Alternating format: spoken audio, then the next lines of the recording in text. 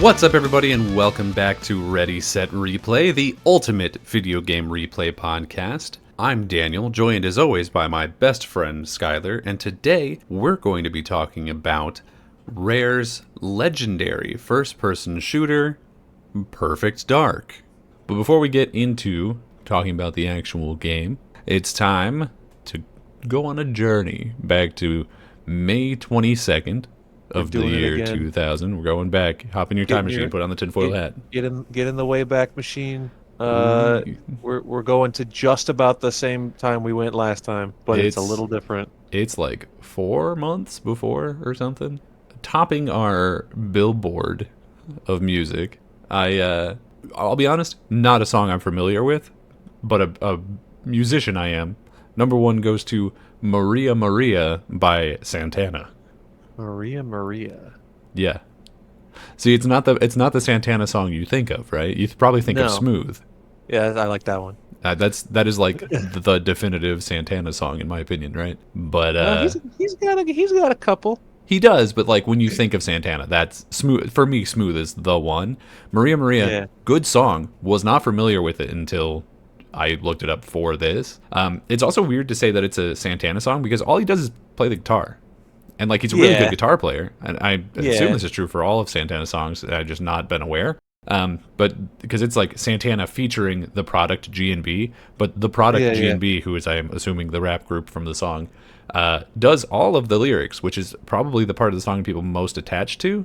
Even Smooth is like it's Santana and Rob Thomas from Matchbox 20. That is true. He collabs, and that's what's fun. He's a big collaborator. Number 2 is "Breathe" by Faith Hill, which is a song I was more familiar with. If that doesn't give away the type of upbringing I had, I flat out don't know that song. Really? Yeah, I don't know. There's a very specific window I feel in which Faith Hill was popular, and it seems like we're in it. And it happened to be when you were growing up with two sisters. With two sisters, yeah. So yeah, it hit you. It's you best start believing in Faith Hill. Hey, when you look up Faith Hill, the first thing that comes up is "Breathe," but that's her album. Yeah. It's one of those situations I assume where the album is named after the song. The titular song, yeah. Number 3 goes to "The Thong Song" by Cisco. Oh, there you go, Cisco. There you go. Now we're talking my language. As has seen most recently, unfortunately, in the pretty bad Twisted Metal TV show. And then you got to go a while down again before you run into songs that like I particularly vibe with, because 4 is "He Wasn't Man Enough" by Toni Braxton. Number 5 is "You Sang to Me" by Mark Anthony, which like I'm sure are good songs, and I did listen to them, but they're whatever. But number 10, "Say My Name, Destiny's Child." All right, back to Destiny's Child. Number 12, "Bye Bye Bye" by NSYNC, and number 13, "Oops, I Did It Again" by Britney Spears. See, that's song of the summer. I don't know. Yeah, I feel like that was definitely very, very popular. So we're also looking at the beginning of the summer blockbuster movie list. We move on over to the box office. Number 1 this week is, I think, certainly among the top 3 for the whole year, and it's Gladiator. Hey, that's relevant now. The sequel's coming out. Number 2, which technically only came out 2 days after Perfect Dark, but they do the box office by week on the website that I found, is Mission Impossible 2. Hey, that's the worst one. Yeah, I wouldn't know. I've never seen any Mission Impossible movie, not a single one. Oh, see, you know what? You should watch all the rest, because all the rest are good. Just watch every single one except 2. Yeah, you can skip 2. It's fine. Number 3 is Disney's Dinosaur. Oh, hell yeah. See, I watched the shit out of that movie. Hell yeah, dude. I had the little hand puppet. You remember that thing? Yeah, there was a McDonald's hand puppet. Everyone has them hand puppets. Okay, good. Because did you have, well, this is important, did you have the Iguanodon or did you have the Carnosaur? So what you're now asking me live in front of our audience is how often did I eat at McDonald's? Because I had them all. Were there more than 2? Those are the only 2 I knew of. There were like 3 different iguanodons because there's a whole pack of them. Yeah. So there was like 3 of them, and then the Carnosaur was the cool one. Obviously. I had the one that was the main character, whose name I could not possibly tell you at this point. Come on, bro. You know that's Aladar. Uh-huh. That's the guy. I don't even like that movie that much, but here I am throwing out all the You did literally facts. just say that you watched the hell out of it, though, so... Yeah, but it doesn't mean I liked it. No, but you did your research, is what I'm saying. That's true. I did. I knew this podcast was coming when I was 5 years old. We'll do an episode on just Dinosaur for no reason. There's a video game, actually. Guaranteed. Yeah. Video game theme park ride. Is there a theme park ride for Dinosaur? In the Florida Disney parks, yeah. I have to fact check this, which I'm not going to do right now. Sure. They may have legitimately just closed that down, like last month. That may have just happened because I feel like I saw a bunch of people saying like goodbye, Al, goodbye ride. They had a big statue of Aladar out front. Yeah. See, I wanted to say Allosaurus, but that's a real dinosaur that's not an iguanodon. Yeah, no, we don't do that here. I don't know. Anyway, the rest of the box office is a bunch of just like kind of nonsense until we get down to 9 and 10, which are really funny. So just real fast. Number 4 is Road Trip. Number 5 is U-571, which is a movie in which people take over a German submarine. I don't know that one, but Road Trip, that was like the Tom Green college boner comedy, right? Yeah. We were in the time of boner comedies. Oh, yeah. This was the one for this summer.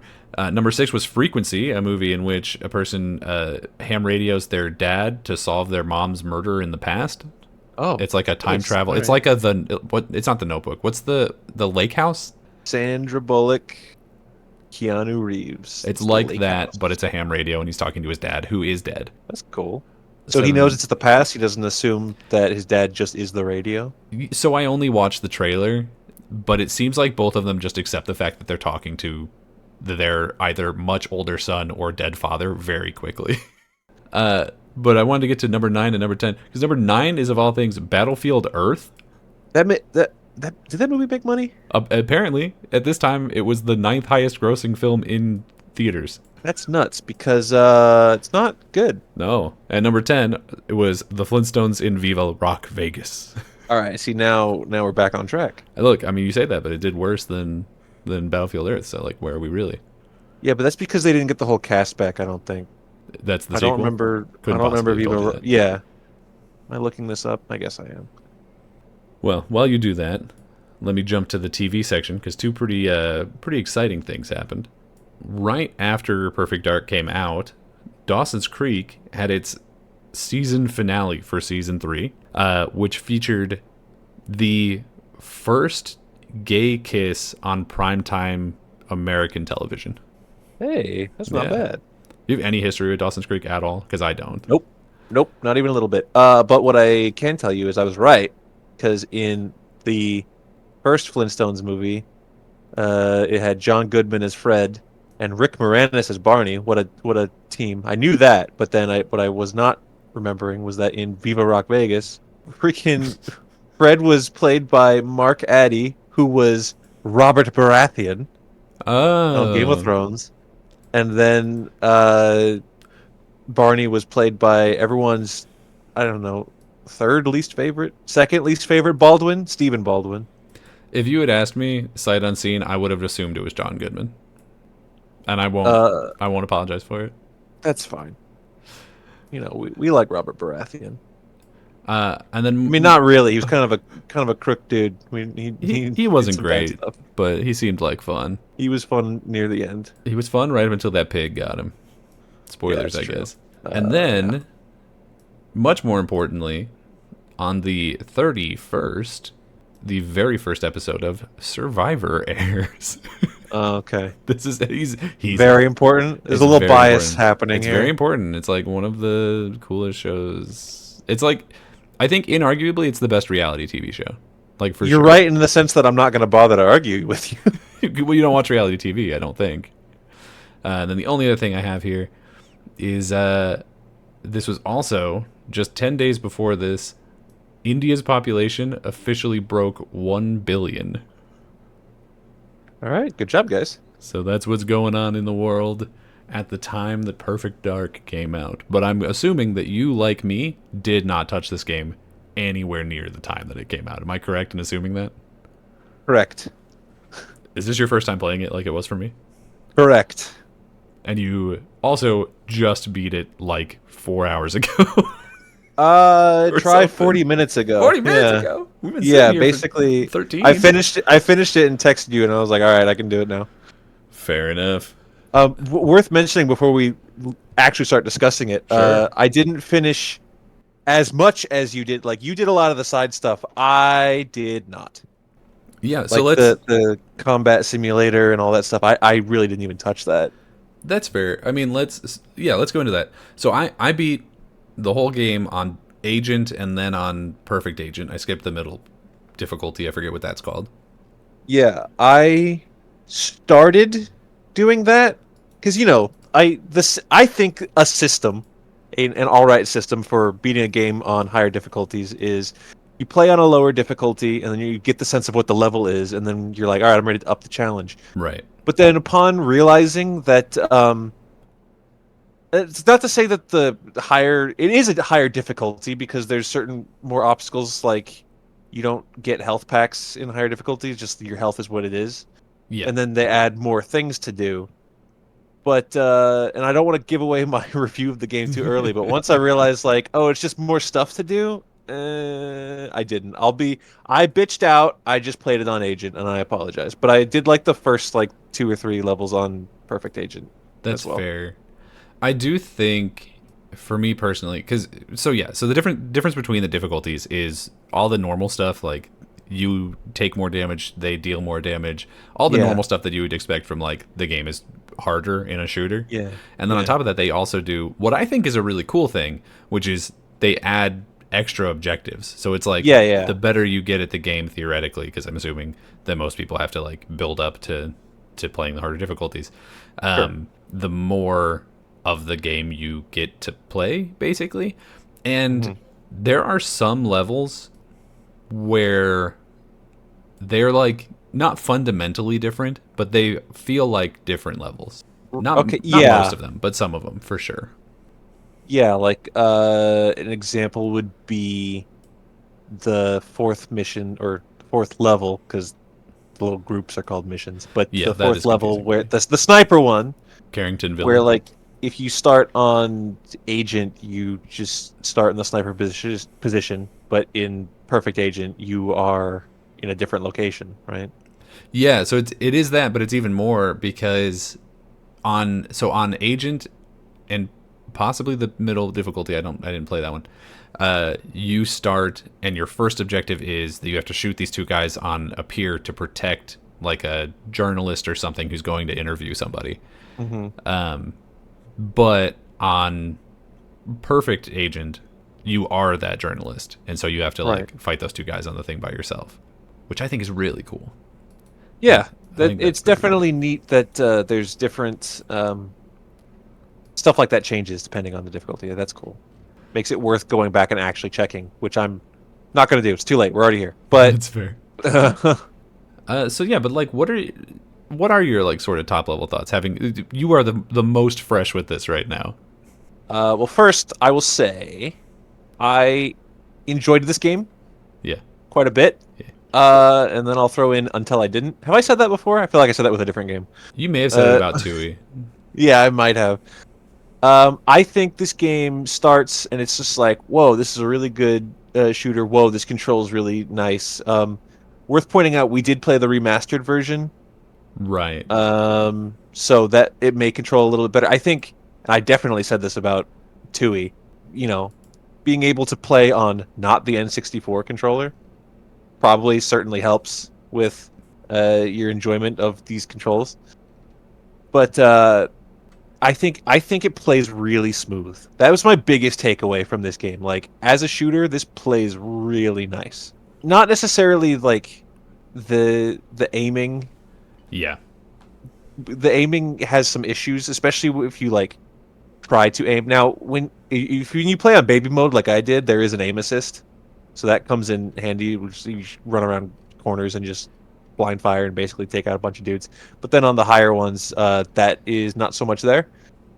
So there are, I think at any point, if you're like aiming down the sight, you've kind of already lost. You I know what I agree. mean? Yeah, I think that left trigger feels like a trap, right? Yeah, 'Cause kind of. I had not no difficulty, but I had a lot easier time just aiming the camera and hip firing than I ever did with any gun. Even with a sniper, I had a worse time aiming down, not aiming down sights, I guess technically, but like actually pulling that left trigger and aiming in. Because it does the same thing that Tui does when you aim with, which I guess is, I mean, this technically came first, so I guess this is where it came from for Tui. It does the thing where it like pulls the cursor back into the middle of the screen constantly. You're not moving the camera, you're moving the cursor. Yeah. So that's and then it just kind of auto drifts back into the center. Which if you don't happen to be facing dead center of what you want to be aiming at, like a good example is the target shooting mini game that you do with all the weapons. Right. Like there's certain guns that are just like crazy like rate of fire, and also that means the spread goes further. So if you're not like perfectly aimed at the middle, then you're not going to hit the dead center of the target. Yeah, honestly, it's because there's like the 3 different difficulty levels for all of those. I think I only went up to the silver medal for most of them. I couldn't be bothered, and I didn't have to for any of the achievements. So why would I? Quite frankly. Did you get all the achievements? Most of them. I was missing a handful of, like, I didn't get the one where it was like get all the leaderboard crowns, because I don't really even know what that means. Oh yeah, we looked into that. I looked into that, and that is more trouble than it's worth. Yeah, it's a lot of stuff. It was that one, and then there was some other one. Oh, well, I'll tell you this: I don't have the one for beating it on the middle difficulty, because you did it on permanent agent. It didn't count. Garbage. I finished it on agent first. And I finished the last level on that, but I had played the first 2 and I think like one in the middle just on perfect agent. So I finished the last level on agent, realized the achievement didn't pop, went uh-oh, and I had to go back and rebeat those levels on agent to get the achievement. And then I was like, I'm never gonna get that second difficulty achievement, because I don't know. I think I did end up, just because like I beat it a little bit ago, and I was just like trying to keep playing it every so often to like keep it fresh in my mind. So I went back and played probably like a third of the missions on the second difficulty, but I just don't see myself wanting to do the end of the game again with that. I'd say overall, for me personally, and if this is a childhood favorite, I understand, and I'm not going to fight you on it, because like I said, I like this game, but I don't think this really would warrant a revisit from me. I think like I got it, you know? Yeah. Is that an asshole thing to say? No, I think that's normal. Like, most people don't go back and replay like their entire catalog, you know? It's just things that I think that of course, they specifically connect with. I also don't necessarily see myself going back and replaying this later, but I do think, just on vibes, I think I might be a little higher on it than you at the moment, because I do really like this game.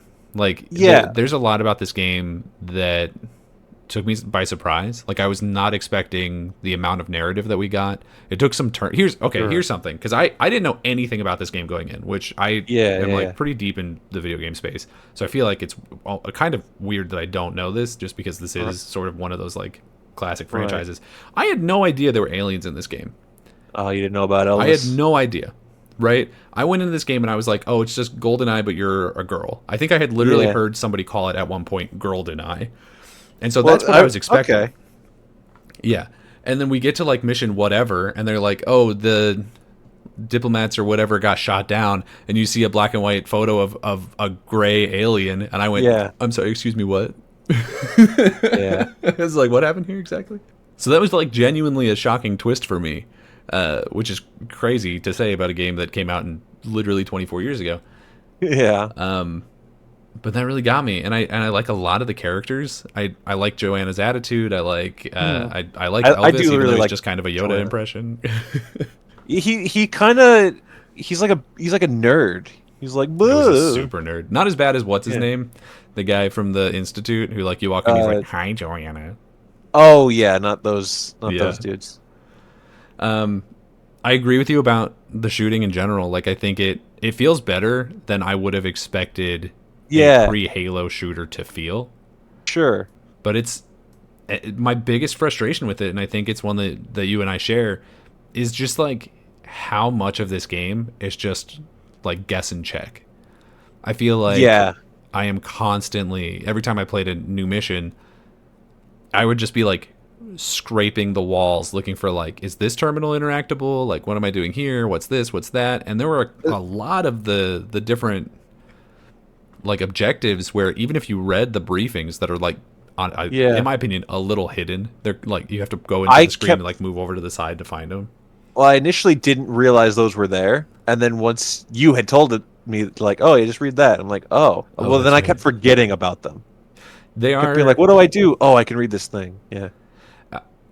It's like they're not hidden enough for me to say that they're hidden, but they are out of the way enough that you're not going to look at them unless you like actually make the conscious decision to go and find them.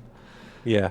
Well, I basically just repeated something that I said in the Banjo-Tooie episode, where I was like, I didn't know you could look at like a list of all the jiggies until you told me. So what I'm revealing is that I'm bad at reading menus. And I just won't do it. That's fair. In your defense, though, the one in Tooie, that was added only in the Xbox version that we played. This also true. This was like built into the base game, and they still made it kind of hard to find.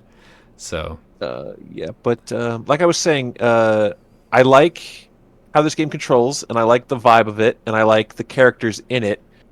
I just think, and yes, there were definitely points where I got annoyed by what you were saying, the guess and check, because especially those last couple missions, like I think the second to last one where you're on the alien ship, or you like get out of the alien holding cell or whatever it is. Right, the one where you start with what's her name?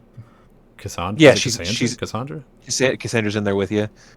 What like one of the first objectives is take down the shields, and I was like, all right. So I was thinking, I'm looking around for like a panel to turn something off, or mess with a computer or something. But you're just supposed to blow some shit up. Yeah. And it's like, oh, how are they supposed to? Okay, I didn't know that. I walked around. I'm like, what am I supposed to do? Yeah. Oh, 100%. That. Honestly, that for me was the most irritating level, the ship attack one. That is by far my least favorite level in the entire game, including the bonus ones. By far the worst level in my opinion. It does become a bit of a labyrinth near the end. Well, and it's weird too because the terminal you're talking about where it's like you have to do this thing to drop the shield or whatever. Yeah. Those ones you blow up, but then there's a second one later for the navigation where I don't even remember what the objective was for it. But it was... We were on different difficulties at this point, so maybe it wasn't what I'm thinking of. There was... Well, yeah. Because on Perfect Agent, the objectives are you disable the shield system, which is so you like grab a gun off the first guy and you shoot those like 3 terminals that are there. Then you have to run across the hangar where Elvis and guys will land later and go up an elevator into a different room where there's another computer, but you don't shoot that one. I did first time because I was like, okay, I shot the last one. Clearly, we're in shoot the computer mode. But no, that one you have to interact with, and if you shoot that one, then you fail the mission. It's like, okay, guess I'll restart. And there's a lot of things in this game that are like that, where it's like, other than looking up a guide, you just have to, like, guess. Yeah. You just have to guess until you find out the correct answer. So here's my experience with... I'm assuming the same exact point that you're referring to. I didn't shoot the terminal because, like, the mission thing said, like, collect the navigational data or something like that. So I was like, that doesn't sound like blow it up. Yeah. Well, no. So that's a different objective. It might have been. Yeah. No, but I went in there because I know the one you're talking about. That's the one where it's like down at the end of the hall and there's like the glowy orb thing, and Elvis is supposed to hack into it. Yes. Yeah. So, the Elvis hacking into it part, and maybe if I had read the thing in the menu, it would have told me that Elvis needed to hack into it. But basically, I was like, all right, this looks like the room with where there's something to do. So, do I do something? Do I touch? Nope. Okay. Do I move on? Nope. Can't do that. All right. So I just ended up walking around in circles, when in fact the answer to my problem was I just didn't wait for Elvis to catch up to me. Yeah. He runs like 90 times slower than you do. Which is actually probably a good thing, because for me, I failed that mission multiple times because he either died or because he ran in front of me while I was shooting. And then I killed him. I didn't know he could die. Yeah, so I shot him and killed him once. He wasn't as bad as the one mission, like Area 51 Part 3 or whatever, where you have to escape with Jonathan and Elvis. Right. Jonathan was constantly running in front of me and getting his ass shot all day. Like I swear I shot him at least 3 times, and he's a bigger target, so he gets killed a lot easier by the wounds. Yeah. It's just irritating. Yeah, I don't really have a problem with the concept of no checkpoints. The mission is the mission. You fail, you start it over. Yeah, but because they're all pretty short. Yeah, the only thing it becomes a problem with is when just wacky stuff like that happens out of your control, and it's just like, oh, he died again. That's great. Yeah, I don't know. For me, it's just it's irritating because on top of, I don't know if it's only the like newer Xbox version or whatever, but every so often it would say like saving, and yeah. I'd be like, what are you saving? Every time I said saving what? Like I can't reload this checkpoint. And yeah, exactly. And like again, like you said, that's fine. Like the levels are pretty short, and it is it is a score attack type of game. Like it turns out that that's sort of what it is. So I understand. Like I get it not having checkpoints, but then what are you saving? Why are you telling me this? You saving? No idea. Like, I don't get it. I don't get it at all. Yes. Basically, my biggest problem with this game is I think it overstays its welcome. Because, like, when it first started, I was like, "This control's good. The level layouts are cool. We're doing different mission type stuff. That's cool." I just think by like the second half of the game, I was kind of like, "All right, I get it. I gotta do another thing." All right. Not to say that takes off too many points from my score of the game, because sure, it's fine if it does. It was overall fun, and I am glad that I played it. I don't know, what would you say is like for you the high point of this game, like mission wise? That's a good question. Let me look at a list of the, because while you do that, I would say that for me, I don't necessarily agree that it overstays its welcome, but I do think I completely understand that feeling, because I think the last couple levels are just ass. Like they're really tough, and they're even on the easier difficulties, they have so much more of the like guess and check stuff that really pisses me off. So on the last level, there's that bit where you have to throw the little readers on the shrine obelisks. Right. And I think where I went wrong is you have to have your radar thing open to make sure you're throwing it on the right thing. But I knew it was it. I knew it was this. All right, this is the one. I threw it on there, and it said, "No, you did it wrong. Mission failed." Yeah, because it changes. And then, well, no, well, is that only a higher difficulty thing on Agent? Does it not change? I don't think it was changing. Oh, damn! For me, it changed every time. Between you and me, and anyone listening, I restarted that level quite a few times. No, yeah, I did too. So they weren't changing for me. It just got mad that I didn't scan it or something, or I didn't have the scanner open. It was like, no, that's idiot. So weird. I don't know, because for me it changed every time. Because so that level especially annoys me on the higher difficulty, because on higher difficult, like on Perfect Agent, the like extra objective is, it says destroy secret Skedar army, because in the Skedar are like the weird.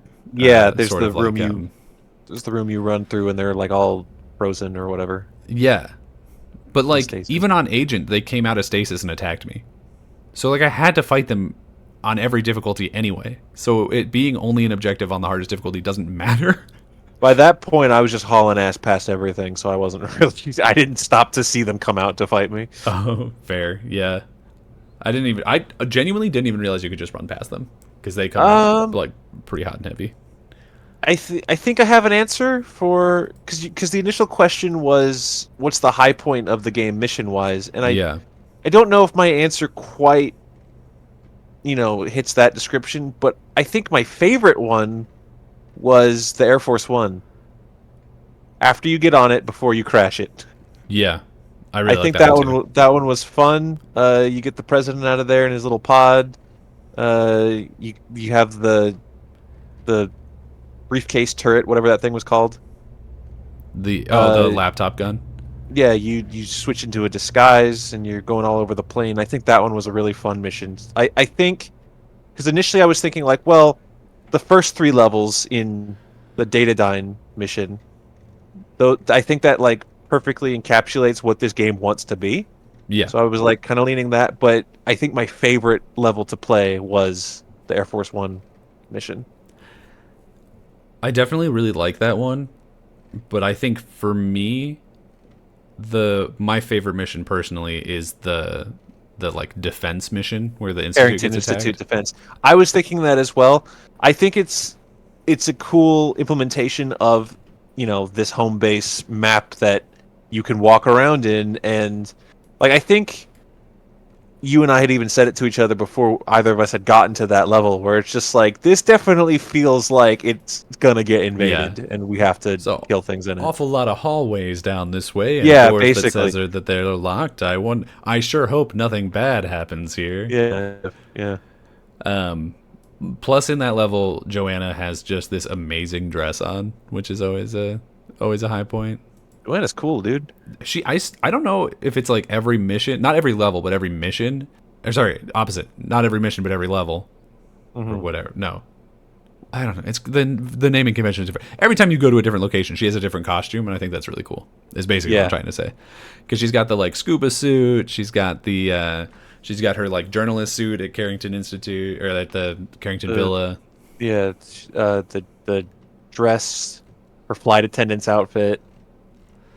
Just some really cool stuff. I'm always a fan of that. So that's almost certainly my favorite mission. Although I will say, because I don't remember if you have to do it on Agent, but on Perfect Agent, the first objective is you have to go and like turn on these defense turrets. That part sucks ass on Perfect Agent. I do It's not believe that I had to awful do that. No. because the guys are spawning like all around you constantly, and they take you down so fast. Damn. Where it honestly that part, it was like, okay, did I get through it with enough health that I can actually make an attempt at the rest of this level? And most of the time the answer was no, and I was just like, Yeah. well, guess I'll die. Guess I'll die and restart, dude. So you didn't get any of the bonus missions then, or you didn't play them because you would I have unlocked assume at least one. I of them. assume I unlocked the first one, but no, I didn't play it. So the bonus missions are kind of interesting because the first one is Mr. Blonde's Revenge, and what that is Right. it's it is you playing as Mr. Blonde, who's like the not the Skedar like leader, but probably second in command. And it's you play the bit where he goes in and like grabs Cassandra and puts her in prison, basically. Okay. Okay. Cool. So you're basically playing through that same map, but you're fighting Carrington guys instead of Datadyne guys. Oh, neat. And you have invisibility, so you can just like go invisible and just walk to where you want to go, which is kind of interesting. It's a choice. That's cool. Um, Then you've got, God, is it Mayan or Mayan? I assume it's Mayan, how it's Okay, spelled, that's and what we're maybe gonna it's go supposed to be a. Yeah. If that's wrong, I don't care. So Yeah. then you've We got we apologize to the little gray aliens that yeah. if we offend how we're mispronouncing the. Sorry guys. But yeah, then there's Mayan SOS, and that's in that one you play as Elvis, and you're Nice. in the first map of or maybe the second map, Area 51, the one where you actually like are inside the building proper. Mhm.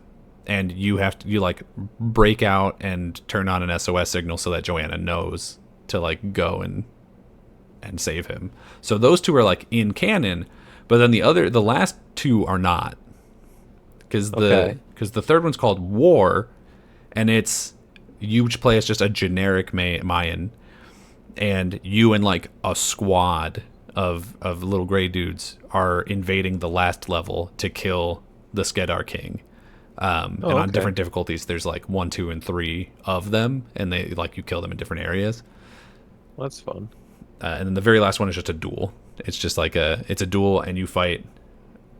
The first level is stupid. You just shoot a Datadyne guard. It's the easiest thing in the world.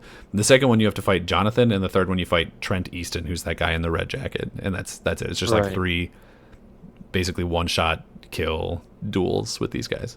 Cool. Some of them are that's- interesting. Sounds fun to an extent. Um, It's a nice little bonus thing to unlock for just like having played the yeah. game. It's like here's just a Well, little bit more. that's another thing to keep in mind here. Is if you're in the year 2000 and you're like 6 or 7 years old and you got Perfect Dark for your N64, like this is one of the games that you're playing like a lot. So, you can do all the different difficulties and you can unlock these things and play all these like bonus levels and stuff like that. We got a lot of games to play for this podcast. Yeah, So that's kind of why I was like, I'm just gonna beat it and then move on. yeah. But we did mess around a little bit with the like some of the co-op modes, right? Like we did Yeah, counter operative, which I think is just bad. I don't like counter operative at all. you So know, there's an inkling of a good idea there, yeah, but that good I feel is done better in say like Left 4 Dead versus. absolutely, 100%. That would be I think the definitive example of what they were going for. Yeah, Where because in this it's just if I booted up the game and invited you to do counter operative, then you spawn in as just bad guy with mhm. like no health, and your job is just to run around and get shot by me. I can't unless you get the drop on me, which you're smarter than this game's AI, so you could. Yeah, Then you're really not that much of a threat to me. But your job is to stop me from finishing the level. right. And Whereas co-op is more straightforward. We're just yeah, there's Joanna and blonde Joanna, and we we were run calling her through. we were Yeah, calling her Bloanna for Bloanna. blonde Joanna. She actually does Ooh. have a name. It turns out is that's actually she's listed as Velvet Dark, which Mm. when I read that because so in the bonus mission where you do the duel, Jonathan is called Jonathan Dark and she's called Velvet Dark, and so I assumed that was just like, oh, they're secret agents, so their last name is like redone to Dark as like a security thing. Yeah. Actually, turns out no, because both of them were effectively cut from the game, so you weren't supposed to ever know what their last names were, and Velvet's not in the game at all, Right. other than co-op. Is apparently in original drafts of the game, they were all siblings. Which like I Oh, can see Jonathan and Velvet being related because they're both like blonde, like Swedish, Norwegian sure. looking people, but Joanna's like a sort of racially ambiguous, dark haired, like raven haired woman. So I Yeah. like don't necessarily 100% understand. Yeah. It's worth. Yeah. In this, her hair is basically just black, Yeah, but like famously, like in all like the art, if you look her up, the cover art, and then maybe this started with when Xbox got them and made Perfect Dark Zero, but it did. she's got red hair Yeah, now. she's a redhead now. She went from racially ambiguous to uh, almost certainly not natural redhead based on how she looks in Zero. Man, yeah, I don't know, but so the counter operative thing, right? I wanted to throw in there because I found out after the fact because it's literally just you play as Joanna and the other people play as the guys against you. I Yeah. thought it was just kill Joanna. Turns out Yeah. no, you can just make it so that she can't do the objectives. So like Oh, any of the missions where it's like you have to hack a thing, you can just blow that up. yeah, Uh, and sprint to the thing. you can just blow it up. That You can seems just go and shoot the president on the crash site one. that seems less fair. It is. It's incredibly unfair. That's crazy. I didn't even I realize didn't that. think of it at all. But then I was watching stuff in preparation for this, and it was like, oh no, that sounds like a really bad idea. Actually, maybe fun if you're like playing it with your brother or whatever, and you Pray can you reach across catch up and to the punch right him. guy. Yeah, I did like co-op though. I think co-op is fun. Yeah, this game's pretty well suited to co-op, I think. But then we got on the topic of Velvet Dark, and I actually had some like interesting information about her here. So Velvet Dark, despite the fact that she got cut from this game, Mhm. was actually originally going to have her own spin-off game.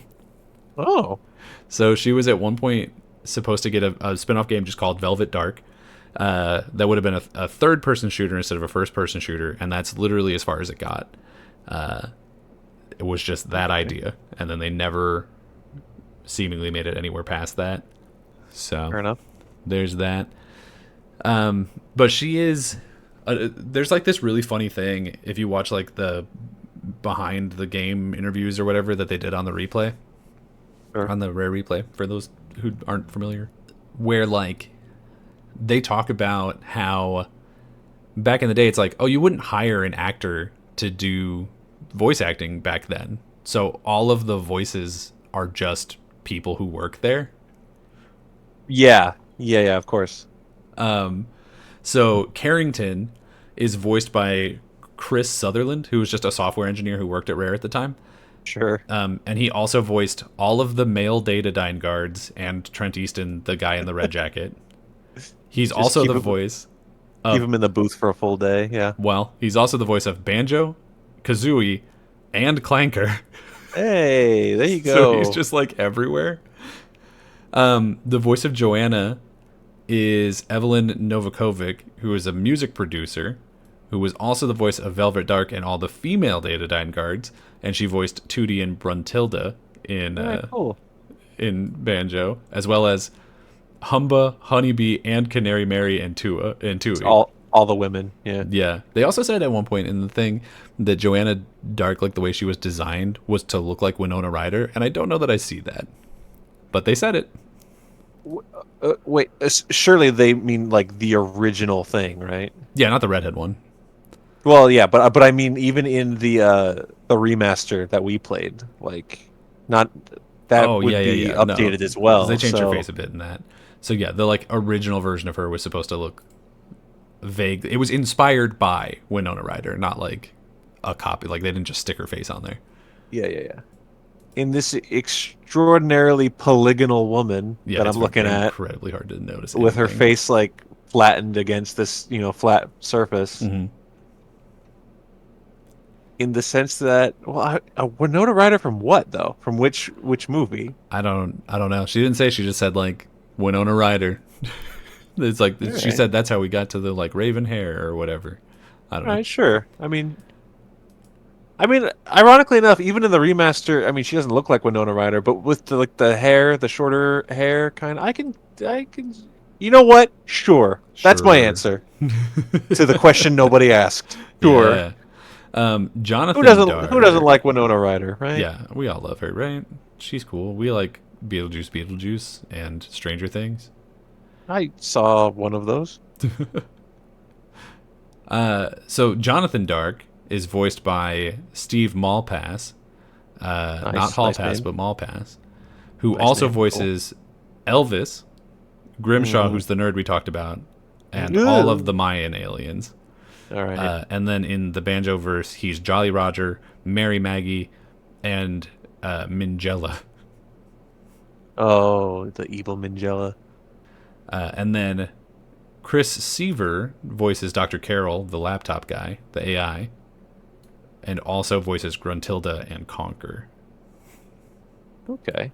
So just like basically every character in this game is just some guy or girl who works there. Yeah. And also That's- voiced 7 other rare characters. That's the way to do it. Oh, and then I have this one. Okay, so Cassandra was voiced by B. Jones. And I was looking her up. She's not credited in basically anything else as an actress, but she was an art director there, and she has since gone on to be an art director for the first Guardians of the Galaxy movie and The Batman. Hey, that's good. Yeah. Those are not only two good movies, but two good-looking movies, I'd say. Yeah, so, I mean, clearly she knew what she was doing. Very nice. We like to see the Rareware family succeeding. But yeah, I don't know. I'm just so surprised, maybe? I don't know if that's even the right word. I was not going into this expecting basically any story whatsoever. So to have all these characters and, like, memorable moments with them, even though it doesn't hold up to, like, modern games in that regard. But that was Sure. really surprising for me because I went into this assuming it was going to be just GoldenEye, but you're Joanna. And Yeah. GoldenEye is just, like... honestly, it doesn't really tell you anything that's going on. I feel like it just kind of assumes that you've seen the movie that it's loosely based on. And so it's just like, sure. it's like, here's some things that happened in that and some other missions. And you just like Well, do the thing. I think it's fair to say that when most people talk about GoldenEye, they're not talking about any story campaign or anything. They're talking about, The multiplayer. yeah, running around, doing multiplayer, shooting. You can play as Oddjob, that. Yeah. So like this, thinking like, oh, it's just going to be GoldenEye, but honestly, maybe like I was thinking, like this might be GoldenEye, but worse because no one talks about Perfect Dark, but everyone talks about GoldenEye, right? So, but yeah, I would say pleasantly surprised by how much I enjoyed playing this game again until I didn't. But yeah, this game's gonna get a passing grade from me for sure. For sure. Uh, oh, and sorry to go back to the like weird thing about like all of the people in it being devs from Rare. Yeah. So one of the other things that they had done is they were basically they were like just hiring people or looking for people to like scan their heads in to be like background characters or guards or whatever. Yeah, yeah, makes And sense. it was some things that like, you know, E3s they would have contests or whatever, or if you like gave B Jones a cool jacket, she would scan your face in or whatever. Hmm. But there's two famous video game like developers who are in this game, or at least in the original version of this game. Yeah. One of which I noticed immediately on playing it. The other one I think may have been removed. But do you Okay. remember in Mission 2 or Level 2, whatever, you come down the elevator and that like old guy sticks his head in and you karate chop him and knock him out? Yes. So that is just Peter Molyneux of Fable fame. Fable in like black and Oh. white. That's it, Oh. I noticed it immediately. I was like, "There's that guy." Makes sense because that studio was also like London based, right? That's where Rareware does their stuff. So Yes, I don't know where exactly Lionhead was, but it was definitely in the UK for sure. yeah.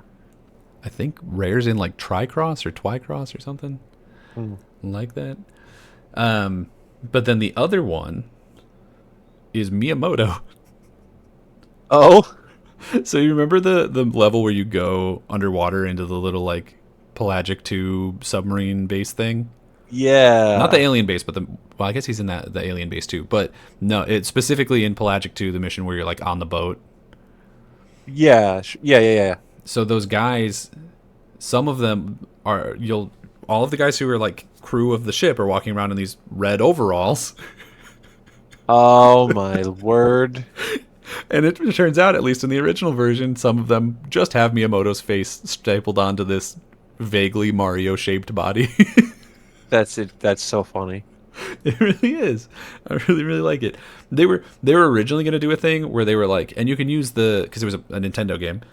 You can Yeah. use the camera on the Game Boy camera to take pictures of yourself and your friends and put them on the guys and then shoot them. But then people were really Oh, afraid of like, shoot your friends in the face. yeah. But Nintendo was like, yeah, that doesn't seem like a good idea, and so Yeah, maybe they not. took that out pretty fast. That's cool. That Miyamoto bit's really funny. It's really funny, right? Like the idea, because I don't understand how that conversation went down. Like he probably came to the studio at some point to like look at the game, and they're like, "You want to stick your face in this box real fast? We'll take just like a bunch of pictures. Don't worry about it." Yeah, he'd be game for it, of course. Most likely. Now, did the remaster that we played was that only born to Xbox? That was nowhere else, right?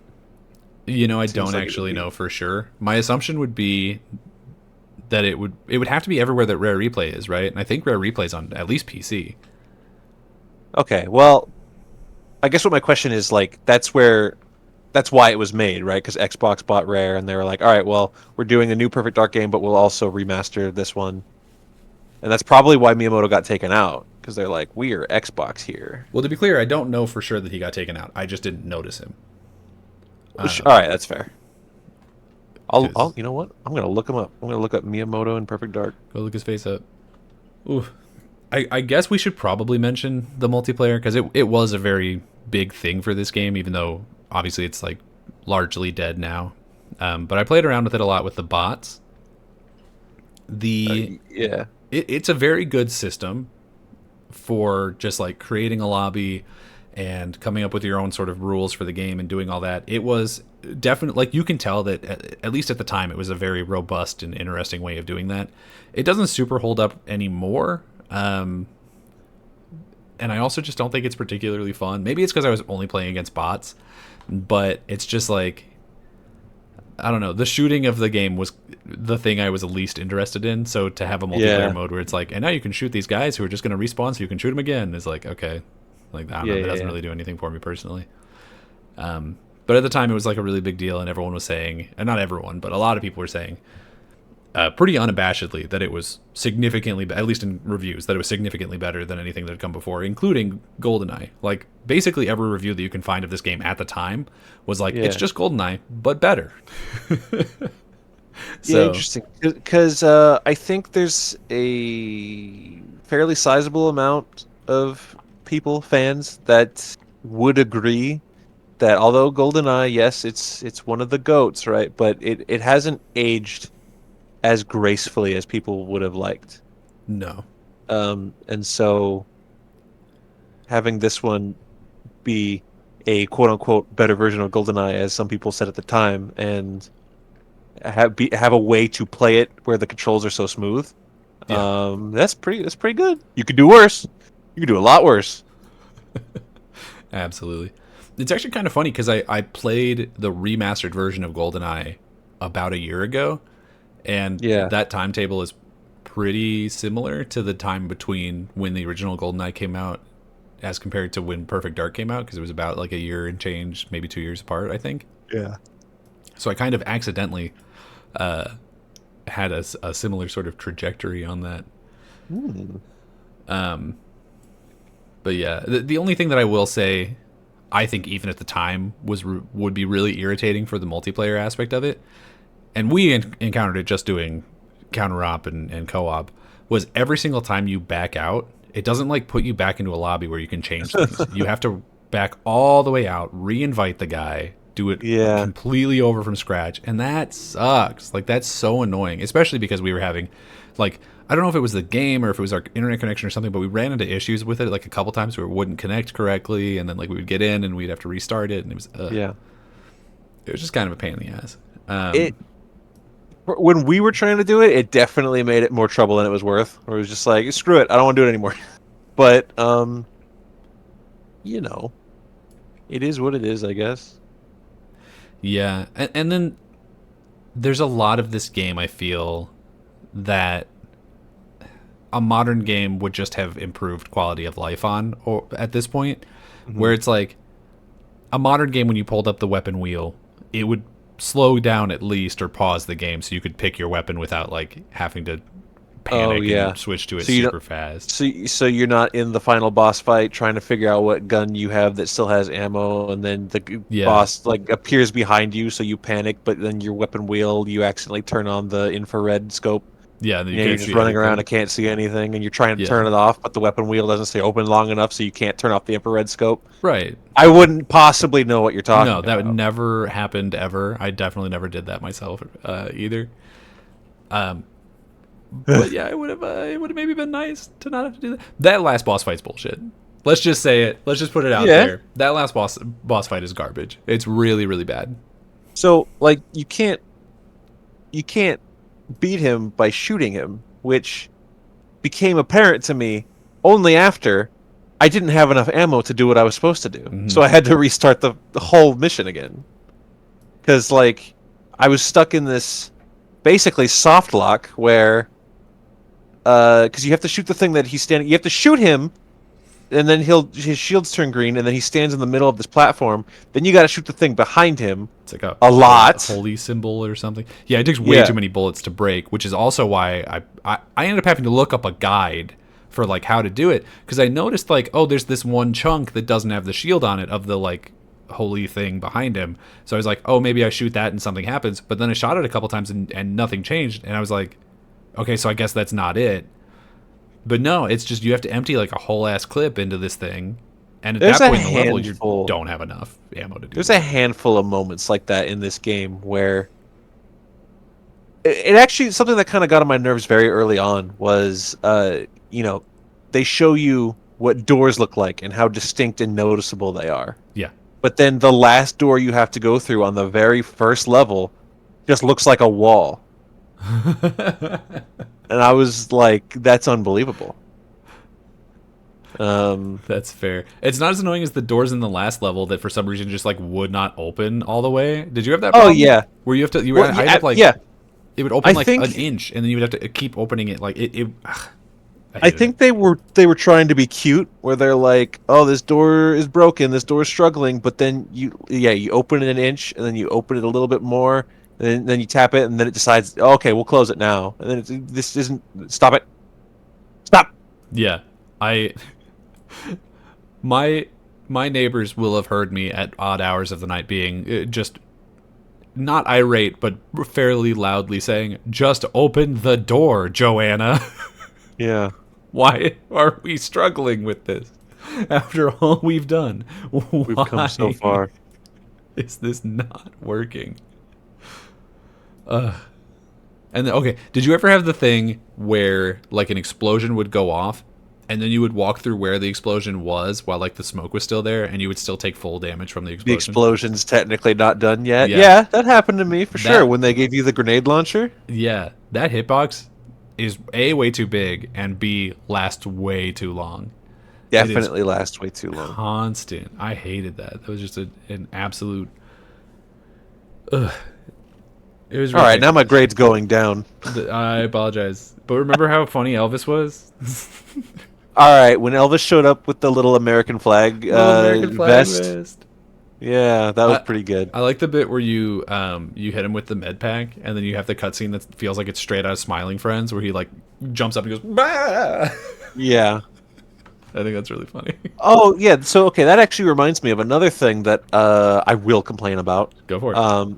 Is so how you pick things up, whether it be ammo or shield packs on lower difficulties or Oh yeah. keys that get dropped. You just have to walk over them, easy enough. And 9 out of 10 times, Joanna will just like pick it up, and it'll be like, "You got the key, you got the gun, you got the ammo, whatever." But every once in a while, you'll be like, "All right, got to get that key." Oh, didn't pick it up. Oh, it's just not picking it up. All right, I'm walking back and forth over it. It's not picking it up. Okay, still not pick. Ah, there it is. There we go. And that happened quite a bit. And one of my favorite times that it happened is the mission where you have to save Elvis from being dissected. Yeah. Uh, One of the final, you need a key to get into the final room to tell the dudes like, don't cut open that little alien man. So you take out everyone in the room. He drops the key, and oh god, it's doing it. It won't let me pick it up. There's a timer. We're on the final minute. Please, please pick up the key. Please pick up the key. Please pick up the key. It's not picking up the key. Finally, it picked up the key, and I got in there with legitimately 4 seconds left on the clock. That's better than it was for me. I had problems at that exact same spot, but I didn't know there was a key because the first time I did it on Agent, I guess I had just like picked it up automatically. Sure. Yeah. And so I killed the last guy, ran over to the door, and was like, "Why won't the thing unlock? Like, did I miss an objective or something? Do I need to go back?" Then timer's clicking now. I'm running all around this room, and I had no idea that there was a door, that there was a lock. Didn't even tell me. So that was really annoying. I wish that Joanna. That's like one of the only instances in which I wish that the character would be like, "I need a key for this" or something. If only I had a key. Yeah. So we've talked about this game for a good while now. I think we've basically gotten everything that we need to say out.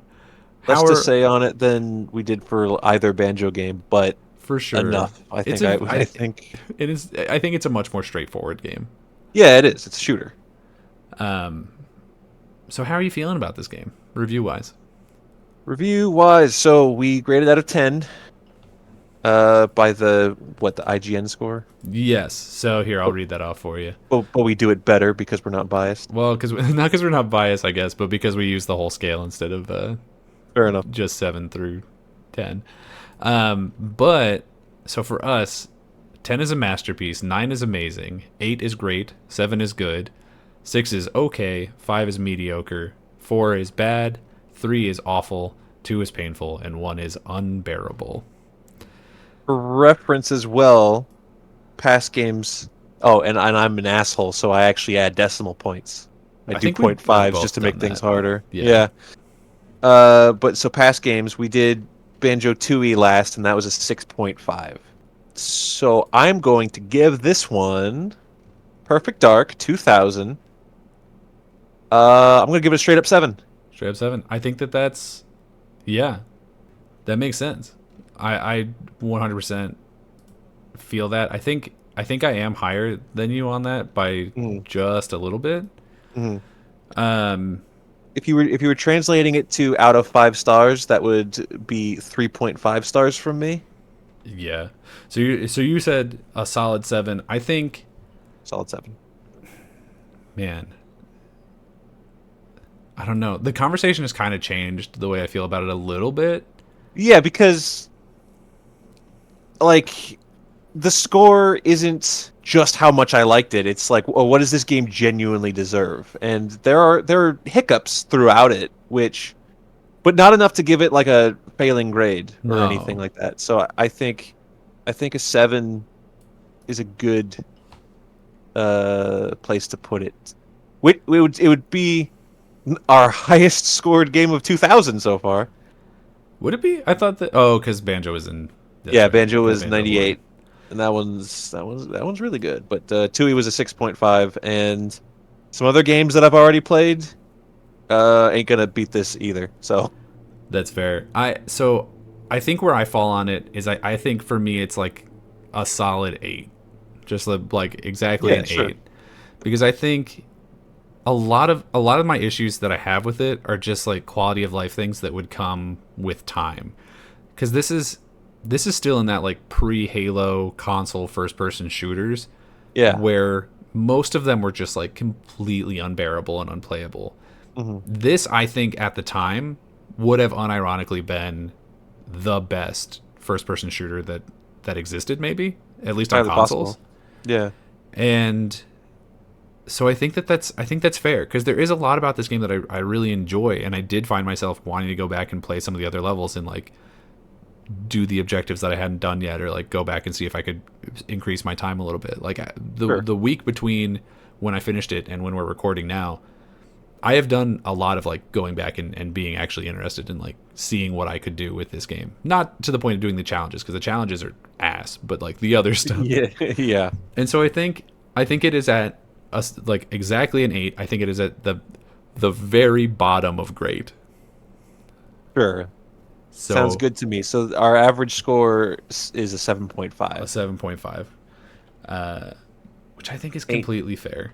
ain't nothing to sneeze at. I think that makes sense. Do you want to know how this game reviewed in the real world? Absolutely, I do. Because I think it may come as a surprise to you. Oh. So, Oh. and I haven't done this for the other games because the facts for it haven't been as interesting as this, but maybe we'll do it going Sure. forward if it is. Yeah, it Um, makes sense.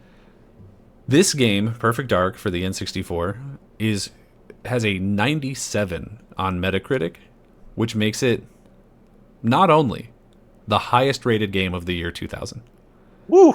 Woo! but also the highest rated first person shooter of all time, What?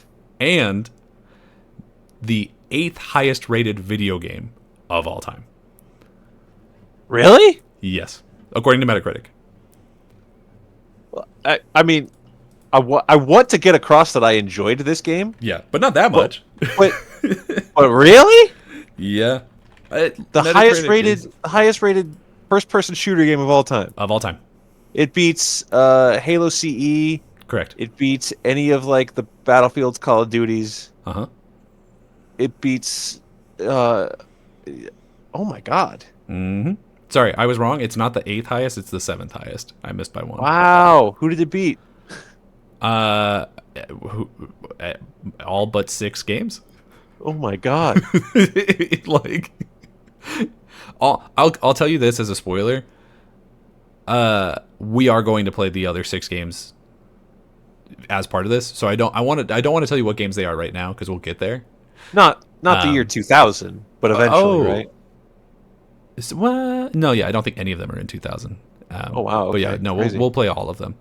But no, to put it in perspective, the next highest rated first person shooter, depending on how you count it, is either Metroid Prime at number 11, Okay. which is a first person shooter, but it's like kind of different. And, Yeah. Or it would be Halo Combat Evolved at number 14. That's sounds outdated. Yeah. There's been some good shooters. Yeah. Well, so that's specifically the N64 version. The Xbox 360 version that was reviewed later Yeah. only got a 79 on Metacritic. And a lot of people were like, it's just that game, but again, Yeah, it's the it same was a thing. remaster. But it reviewed significantly worse at that time. So It, we're not is it crazy to think that it doesn't hold up super is well. it is it being that game but again like a negative point? You would think, I don't Because at a know. certain extent, It's a like it does remaster. become it does yes, it is It's a literally the remaster. same game. And it's not like this one specifically, it's like, hey, this was on N64, but now you can play it on Xbox or PC eventually, I'm sure. Yeah. It's not the Skyrim thing where like we're putting out Skyrim for the 15th time. I think It's that just like there's, we made it look we upped the graphics a bit and we put it on Xbox. Here it is. yeah. So like I don't I don't know know why. why they would review so much worse. To be fair, I don't know why they would review it a second time at all for a remaster, to be honest with you. But another thing to put into account Yeah, here that's a is good that point. at the time that the first one came out in 2000, video game reviewing wasn't like a huge thing. So at the time, it only got 30. The N64 version only got 30 reviews, and the lowest score anybody gave it was a 90, because most of the people that were reviewing an N64 game at the time were Nintendo specific reporters. Makes sense. Whereas in 2000 whatever, probably like 2010, 11, I didn't actually look it up, but I probably should have. The 360 version had 46 reviewers, and the lowest score it got was a 50, because A, people were probably reviewing a lot more games at the time, and because it's Perfect Dark and it is one of those like classic games, people who weren't just in the Nintendo review sphere would have also played it. Hmm. And for review, I mean. So more eyes and more critical eyes were also on it. That paired with the fact that it's like, maybe it doesn't hold up so well in a post Halo, post Call of Duty world. Yeah, I guess so. So I'm not That stands to reason. surprised that the score has gone down, to be honest, because 79 is effectively what we gave it. Like, we're sitting at a 75 Sure. basically. Yeah. So we're not far off from that. I'm more shocked personally by the 97 originally, because I can't Yeah. imagine that this played well on the N64. Actually, I know for a fact it didn't. It didn't run well, and if you didn't have the expansion pack, you couldn't even play the campaign. Yeah, that's a good point. So it's like I'm genuinely shocked that it reviewed that well at the time. But Yeah, that seems like an intense overreach. it's crazy, right? But yep, we're sitting at a 7.5 for Perfect Dark. Cool. I liked it. If you want to tell us why we're wrong about Perfect Dark, you can either reach out to me on Twitter at Daniel J. McG, or reach out to the show at at RSR Pod. That's RSR_POD. You can find us on YouTube at Ready Set Replay, or hopefully on all of your go-to podcast services. At the time we're recording this, we haven't actually uploaded any of them yet, so we don't know if we're going to be on your favorite one. We're hoping we are for sure going to be on at least Apple and Spotify and all the major ones, but if we're not on your favorite podcast service, let us know so we can get on it. And also, if there is a game in the year 2000 or 2001, like close years to that you want us to play and think we might miss, don't bother telling us to play Pokemon. We're probably going to play it. Leave a comment somewhere. Let us know about it, because we're not going to play every single game that came out in the year 2000. We're just going to play the ones that we have some amount of interest in. But if there's enough of an outcry for it, then we'll go back and pick up some of the stragglers. So your voice is very important. And until next time, play more games. Play more games.